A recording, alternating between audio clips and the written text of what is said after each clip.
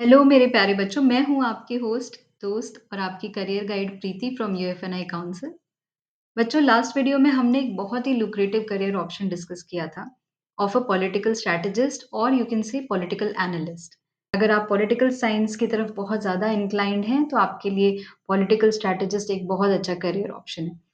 तो last video में हमने देखा था कि एक्चुअली एक पॉलिटिकल स्ट्रैटेजिस्ट कैसे एक पॉलिटिकल लीडर को हेल्प करता है in during the election campaigns, research करके, डेटा एनालिसिस करके एक इलेक्शन कैंपेन को एक अच्छी डायरेक्शन में डायरेक्ट करता है ताकि रिजल्ट्स अच्छे आएँ।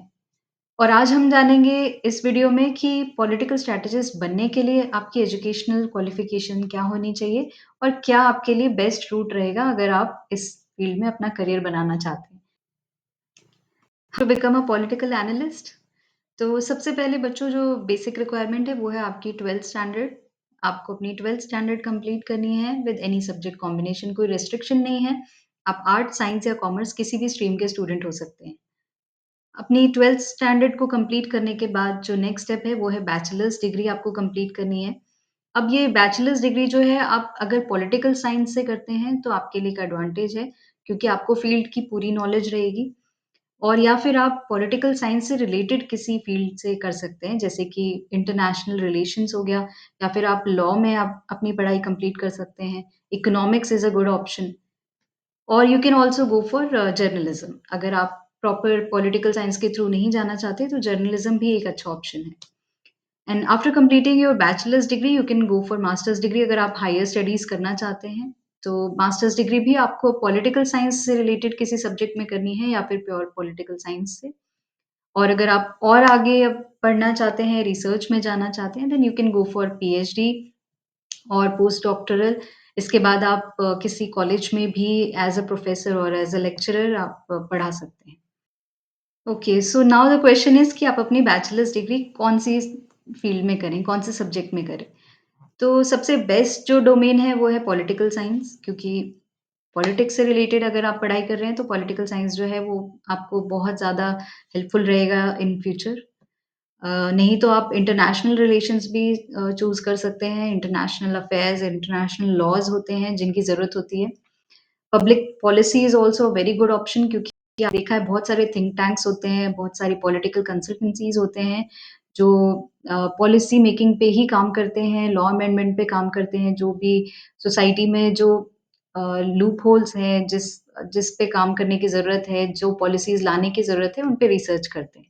तो पब्लिक पॉलिसी पढ़ना भी एक अच्छा ऑप्शन है। Then economics is also a very good option. अगर जैसा कि मैंने आपको बताया, अगर आप प्योर पॉलिटिकल साइंस से नहीं जाना चाहते हैं, तो you can always go through a route जहाँ पे आप जर्नलिज़्म करके अपना करियर सेट कर सकते हैं इस फील्ड में।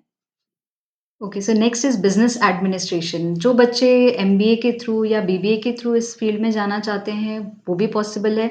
आप अपनी बीबीए और एमबीए कंप्लीट करके भी पॉलिटिकल साइंस में अपना करियर बना सकते हैं। Next is law.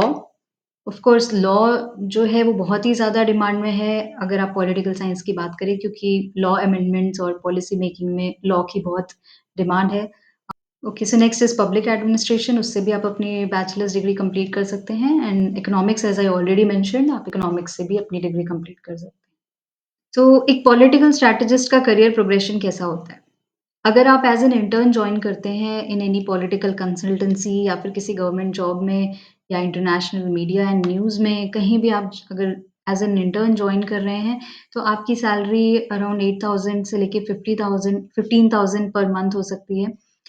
फिर एट जूनियर लेवल जैसे ही आप थोड़ा-सा एक्सपीरियंस गेन करते हैं, तो आपकी सैलरी 25,000 से 60,000 पर मंथ होगी और इसी तरह से जितना ज़्यादा आप एक्सपीरियंस गेन करते जाएँगे, जैसा आपका परफॉर्मेंस होगा, उस पे आपका इंक्रीमेंट डिपेंड करेगा।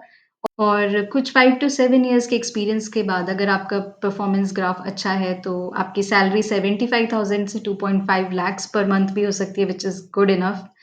एंड अगर आप 8 टू 10 इयर्स का एक्सपीरियंस गेन करते हैं इस फील्ड में और आपको बहुत ज़्यादा नॉलेज हो गई है, तो डेफ़िनेटली आप अपने स्टार्टअप के लिए भी ट्राई कर सकते हैं।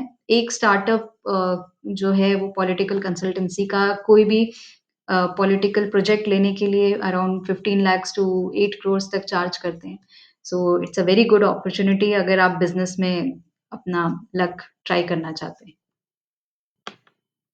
So job opportunities as an intern कहाँ-कहाँ पे आप जॉब के लिए अप्लाई कर सकते हैं? So first option is political consultancy. Last video में मैंने आपको बहुत सारे पॉलिटिकल कंसल्टेंसीज़ के नाम भी मेंशन किए थे।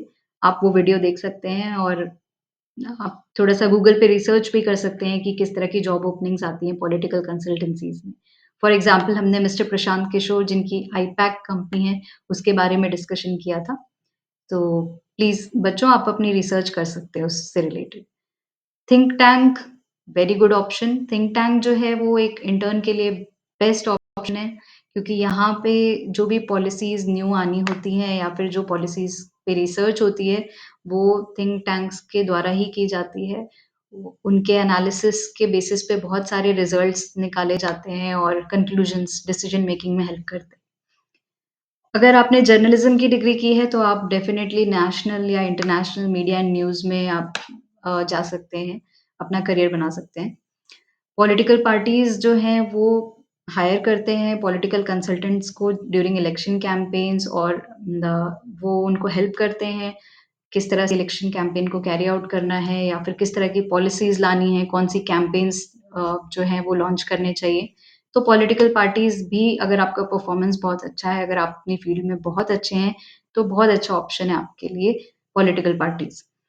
Then policy research institutes and PR firms. PR firms are public relation firms. तो जो एक पब्लिक रिलेशन फर्म होती है, वो एक पॉलिटिकल पार्टी की इमेज पे काम करती है और पॉलिसी रिसर्च इंस्टीट्यूट्स हैं, जहाँ पे कि जो भी न्यू पॉलिसीज़ आनी है, उन पे रिसर्च की जाती है using data analysis and softwares. So ये कुछ ऑप्शंस थे जो हमने आपको बताए कि आप जहाँ पे जॉब अपॉर्च्युनिटीज़ आपको मिल सकती हैं। कुछ थिंक टैंक्स हैं जिनके नाम मैंने यहाँ मेंशन किए हैं। आप ये थिंक टैंक्स के बारे में भी रिसर्च कर सकते हैं। सो आरएफजीआई है, research foundation for governance in India. ये सब थिंक टैंक्स एक ऑर्गनाइज़ेशन होते हैं जो एक्चुअली पॉलिसी मेकिंग पे काम करते हैं, कंटीन्यूअस रिसर्च करते हैं, डेमोग्राफिक्स देख के और डेटा कलेक्ट करके, डेटा एनालिसिस करके कुछ कंक्लूजन्स ड्रॉ करते हैं, कुछ डिसीजन मेकिंग में हेल्प करते हैं कि कौन-सी पॉलिसी आनी चाहिए और कौन से लॉ में अमेंडमेंट की ज़रूरत है। So Center for Civil Society is a very popular one.